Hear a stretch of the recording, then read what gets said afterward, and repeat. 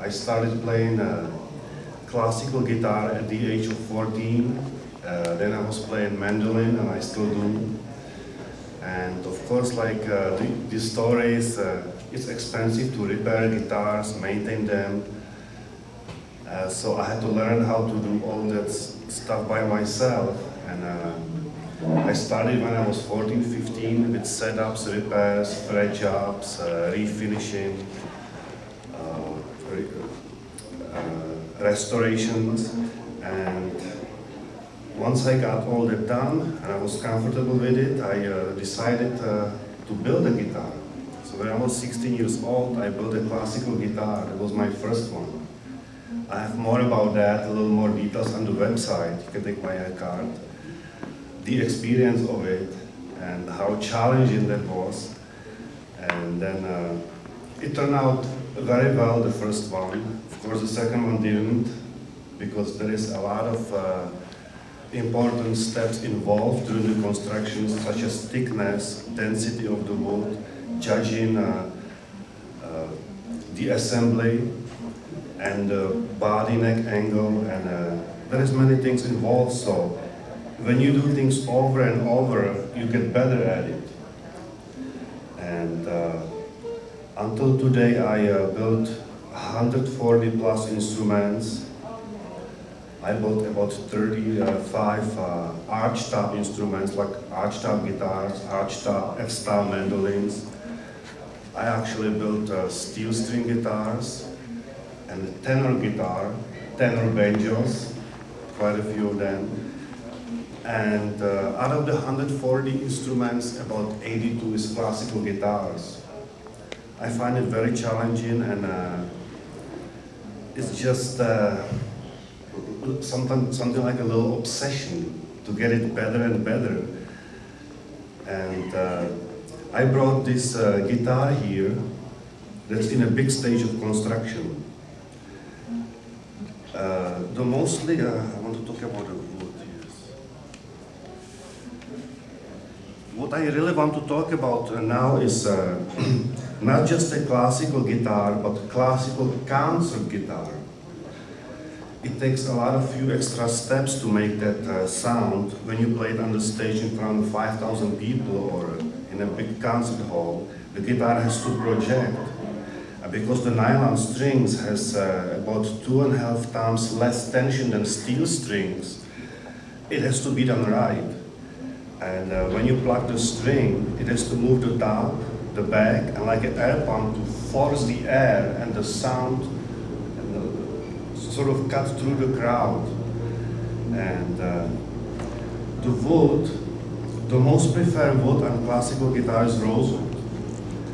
Some people like maple, even ebony for the back and the sides, and the tops are usually cedars or spruce tops. This is Spanish cedar. You can see it's darker. Spruce is usually light blonde color, and the necks are usually mahoganies or Spanish cedar necks, which is reinforced, cut in shape, and the joint is either V-jointed headstock or scar joint.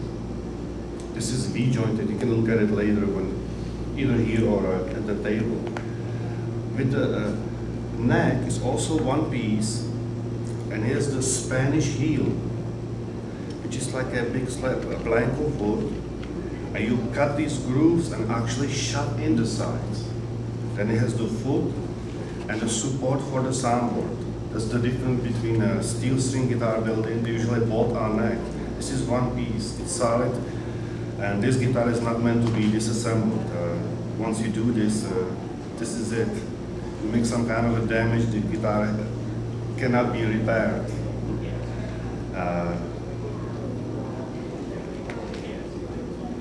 What you do first is the neck, the profile, cut the grooves, make the headstock to the big stage as this one is, and you glue the soundboard to the neck, just the top and neck first.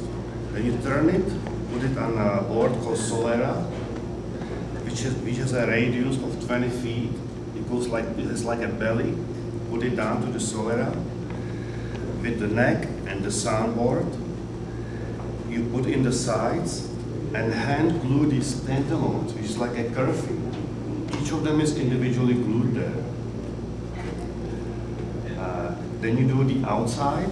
This is solid bent cedar, the tail block, and the bracing. This guitar has what they call, for a concert guitar, my preferred is lattice bracing. I mean, sorry, radial bracing. There's a one crossbar under the bridge, and these spokes like on a wheel that go around it that make the guitar move nicely. Each soundboard, whether it's cedar or spruce style, needs to have the right thickness to project the sound that well. And the thickness is anywhere from 1.8 millimeters to 2.2 millimeters for concert style guitars.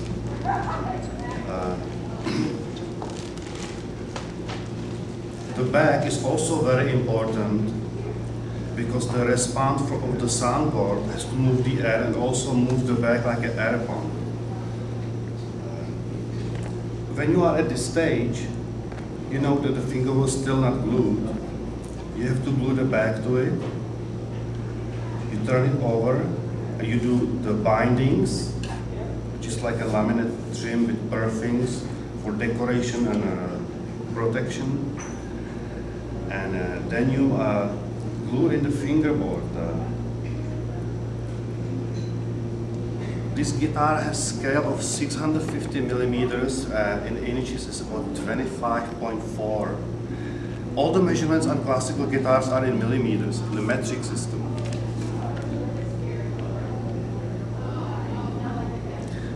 The thickness of the top and back is done by tab tuning. It usually comes in a 3/16 thick, the tops and backs. You thin it in a way that it goes to, some people say the tone of the wood when you tap on is from G to F sharp. That's true. I don't go by that, but by the time I'm thinning the guitar and I'm happy with the resonance of the wood, it does sound like G, depends on the frequency, G or F sharp. And that's the right thickness you want. It's very important. Okay. That's the assembly finish of the guitars. Thank you. You can finish the guitar with lacquer, spray down. You can finish like violin or cellos with varnish. But the best way for the sound projection is French polishing, which is a mixture of shellac and denatured alcohol. And you rub it on the wood in about 12 sessions. It's very labor consuming. It takes about 25 hours to finish the guitar. And I have those guitars outside. You can see the difference between the lacquer. Actually, this is French polish guitar. You can see it there. It takes 1/3 of the time to finish the guitar as to build it. Everything has to be leveled, pores have to be filled with a fine powder called pumice and alcohol. You rub it in, it hardens almost like a rock, then you have to sand it, and then apply that French polish, which is the denatured alcohol and shellac. This guitar is finished. This one I chose to use Brazilian rosewood. It's a very good rosewood for the back and the sides. It has bloodwood, 7-ply binding, and it actually has binded heel cap. This is the best I can do